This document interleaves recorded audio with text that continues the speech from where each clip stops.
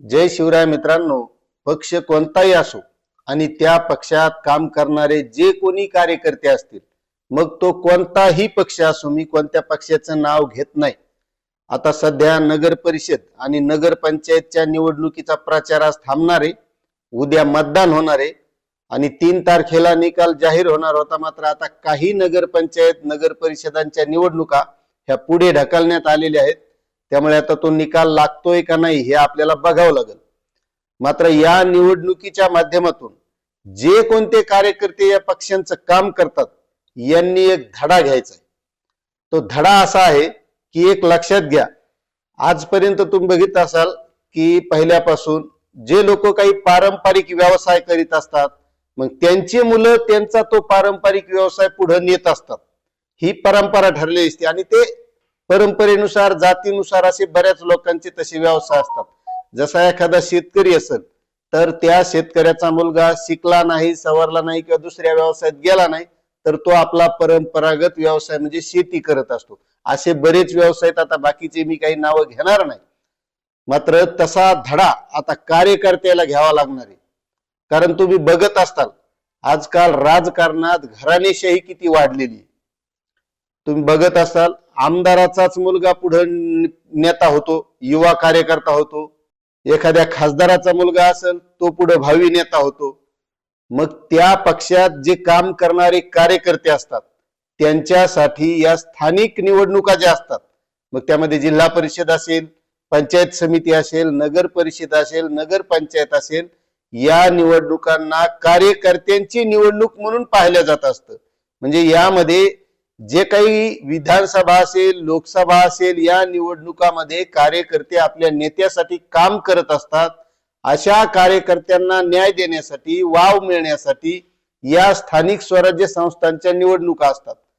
मात्र तुम्ही आता या चालू निवडणुकामध्ये बघितलं असेल की बऱ्याच ठिकाणी आमदार असतील, माजी आमदार असतील, मंत्री असतील, माजी मंत्री असतील, खासदार असतील, यांच्याच नातलगांना, यांच्याच मुलांना, मग त्यामध्ये मेहुणा असेल, मेहुणी असेल, चुलत भाऊ असेल, पुतण्या असेल, चुलता असेल, चुलती असेल, आई असेल, अशांनाच तिकीट देण्याचा प्रकार झालेला आहे.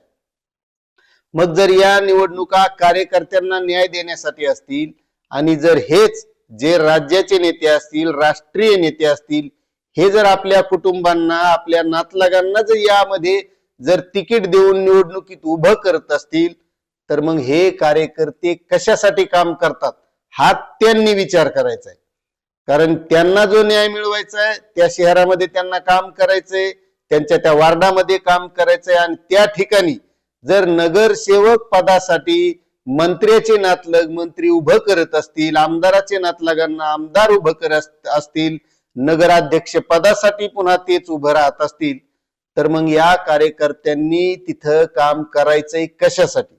म्हणजे तुम्ही बघत असताल, मी सुरुवातीला सांगितल्याप्रमाणे जसे परंपरागत काम असतात, जर यांच्याच घरात मंत्रीपद, यांच्याच घरात खासदारकी, यांच्याच घरात आमदारकी, यांच्याच नातलगांना नगर परिषद, नगर पंचायत, जिल्हा परिषद, पंचायत समिती, तर मग या कार्यकर्त्यांनी काय करायचंय हा सर्वात मोठा प्रश्न आहे. त्यामुळे प्रत्येक कार्यकर्त्याने याचा सुद्धा विचार केला पाहिजे की आपण करतोय कुणासाठी. ही काही म्हणजे राजकारण ही काही परंपरा नाही. जो कार्य करील, जो काम करील. मात्र आजकाल झालंय कसं, एखादा नेता असला आणि त्याचा मुलगा तरी तो सर्वांचा नेता होऊन बसतो, युवा नेता होऊन बसतो. आणि हे होतंय कशामुळं याच्याच हे लक्षात येत नाही की आपण करायलो कशासाठी आणि आपल्याला करायचंय कशासाठी. मग ते यांच्या पुढं पुढं करत राहतात. त्यामुळे या गोष्टी घडत आहेत आणि याचा विचार नुसत्या या कार्यकर्त्यांनाच नाही तर जे मतदार आहेत, समाज आहे, यांनी सुद्धा विचार केला पाहिजे. कारण जर परंपरागत त्यांच्याच घरात त्या गोष्टी चलत राहिल्या तर जनतेचं कवच चांगलं होणार नाही, हे लक्षात घ्या. कारण त्यांना लक्षात आलेलं असतं की जनतेला काय लागतंय आणि त्यावेळेस ते तेच देतात आणि जनता त्या भूलथापांना बळी पडून पुन्हा त्यांना सत्तेत आणण्याचा प्रयत्न करते. त्यामुळे समाजाचं कधीच चांगलं होत नाही. या गोष्टी लक्षात ठेवा.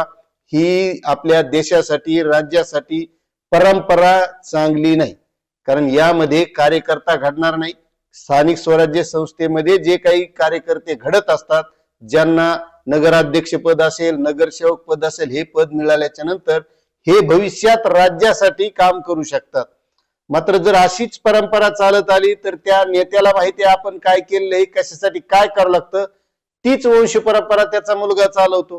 त्या माध्यमातून जे काही समाजामध्ये बदल घडायचे ते बदल कधीच घडणार नाहीत, कारण त्यांची विचारसरणी तीच असणार आहे. विचारसरणीत कुठंच बदल होणार नाही, कारण लोकाला काय लागते ते तेवढंच देणार, आणि ती परंपरा मग विकासासाठी कधीच चांगली असणार नाही. याचा विचार प्रत्येकानं केला पाहिजे असं मला वाटतंय. आता यावर तुम्हाला काय वाटतंय नक्कीच कमेंट करा. चॅनलवर नवीन असाल तर सबस्क्राईब करा. धन्यवाद.